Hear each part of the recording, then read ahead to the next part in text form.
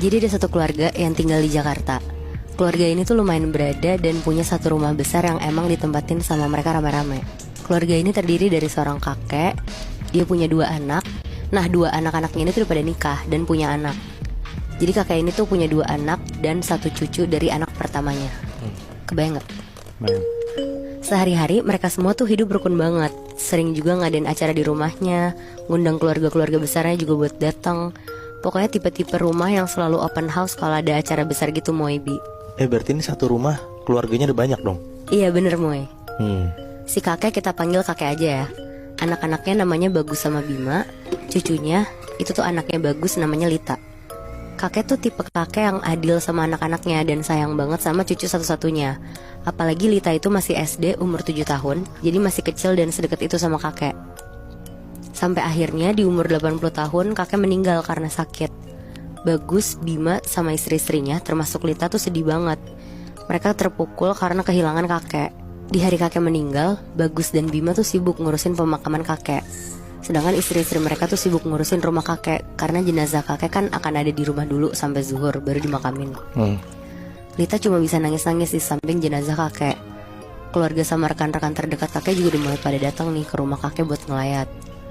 Akhirnya sekitar jam 12, jenazah kakek dibawa pakai ambulans menuju pemakaman. Hari itu tuh lagi terik banget, semua keluarga juga datang ke pemakaman kakek. Dan ketika prosesi pemakaman selesai, Bagus, Bima, istri-istrinya dan Lita balik ke rumah.